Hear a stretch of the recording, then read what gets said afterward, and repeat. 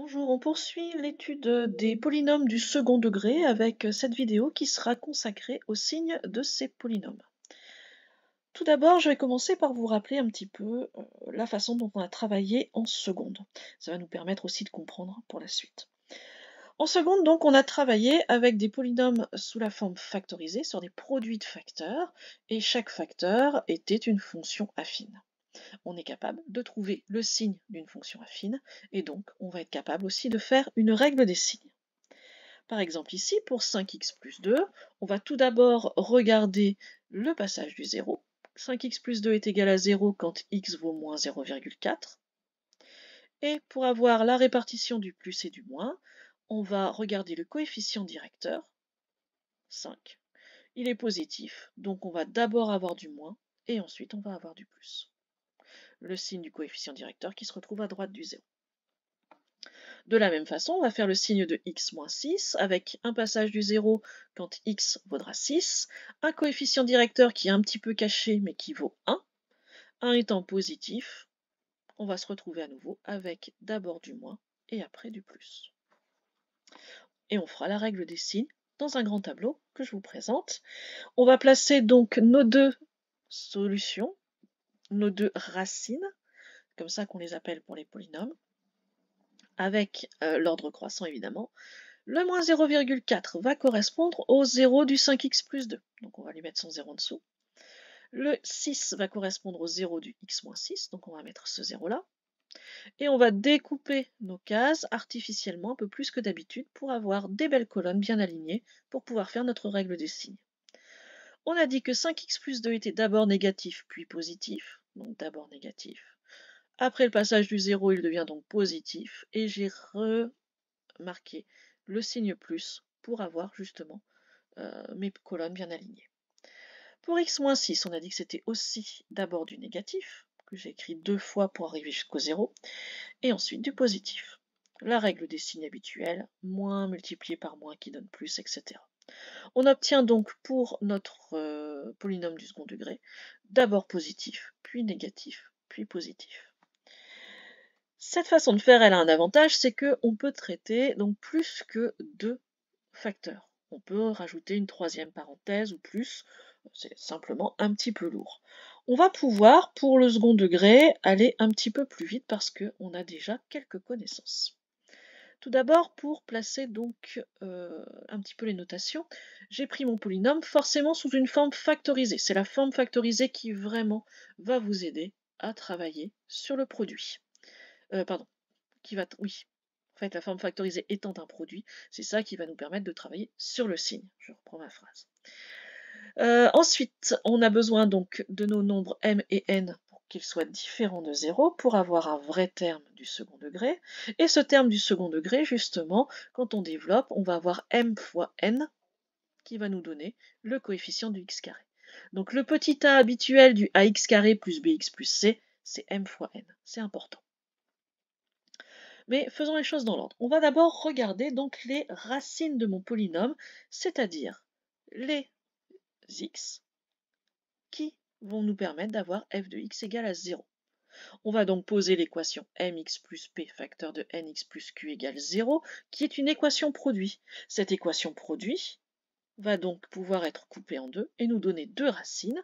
Une première pour notre premier facteur, x sera égal à moins p sur m, si c'est ce facteur-là qui annule mon polynôme, ou alors, si c'est le deuxième facteur, dans ce cas-là, x va être égal à moins q sur n. On obtient donc nos deux racines. Pour ensuite avoir la répartition des signes, je vais me permettre de revenir sur la courbe représentative de notre fonction. Ici, on est dans le cas où petit a, notre terme de plus haut degré, est positif. On a nos deux racines qui sont placées, et on voit, vu l'orientation de notre parabole et le sens de variation de notre fonction, pour que tout ça soit cohérent, évidemment, on va avoir du plus, du moins et du plus. Dans le deuxième cas, si a est négatif, j'ai placé mes racines, on va d'abord avoir du moins, du plus, et après du moins. Ça veut donc dire que le signe de petit a, qui ici est positif, se retrouve au début et à la fin. Ici aussi, le petit a qui est négatif se retrouve au début et à la fin. Alors je vais revenir sur ma présentation. Le reste a déjà fait l'objet d'autres vidéos. Donc ici, pour avoir la cohérence avec les variations de mon polynôme ou avec la courbe représentative, le signe du nombre petit a va se retrouver au début et à la fin. On dit qu'il se retrouve à l'extérieur de ses racines. Donc ici, on va avoir le signe de a à l'extérieur et le signe contraire à l'intérieur. Dans l'exemple précédent, on avait donc 5x plus 2 en premier facteur, donc m vaut 5, p vaut 2. On résout notre petite équation, on a moins 2 cinquièmes ou moins 0,4. Voilà notre première racine. N vaut 1, Q vaut moins 6, on résout notre petite équation, on obtient 6. Pour ça, il y a vraiment peu de différence par rapport à la méthode de seconde. Ce qui va être différent, c'est la suite qui va être beaucoup plus rapide. On va prendre le produit de nos deux nombres ici, 5 fois 1, ça fait 5. Donc on sait que notre petit a du ax carré plus bx plus c, c'est 5, qui est positif. Donc ce plus va se retrouver à l'extérieur des racines. Donc on sait que dans notre tableau, ce sera du plus moins plus. Et c'est bien ce qu'on avait obtenu avec la méthode de seconde. On a quelques cas particuliers. Tout d'abord, notre polynôme, quand il est factorisé, il peut être écrit sous la forme d'un carré. Pourquoi pas avec par exemple une identité remarquable. À ce moment-là, il faut que ce soit petit m qui soit différent de 0. Et nos deux racines, si on reprend ce qu'on a fait précédemment, en fait, on a deux fois la même parenthèse. Donc, nos deux racines vont être les mêmes, moins p sur m. C'est ce qu'on appelle à ce moment-là une racine double, c'est-à-dire qu'elle prend le rôle des deux à la fois. Et donc, dans notre tableau, on a un seul 0. Maintenant, si on regarde la courbe de la fonction, en tout cas si on l'imagine, je ne vais pas vous la remontrer, notre courbe, elle va simplement à ce moment-là effleurer notre axe des abscisses et repartir aussitôt. Donc elle va toujours garder le même signe, mais en plus, de toute façon, c'est un carré, donc c'est toujours positif. Donc notre tableau de signes va être beaucoup plus simple. On va avoir notre racine double ici et des plus de chaque côté. Par contre, il existe des polynômes qui ne peuvent pas être factorisés.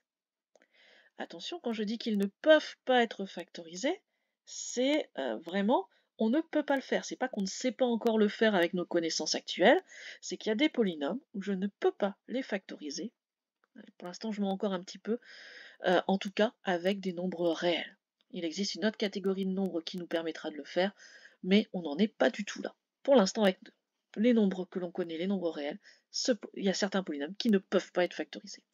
À ce moment-là, on imagine leur courbe représentative, elle ne va pas du tout couper l'axe des abscisses.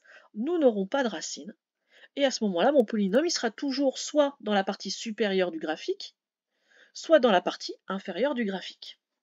Et il va garder à ce moment-là le signe de petit a.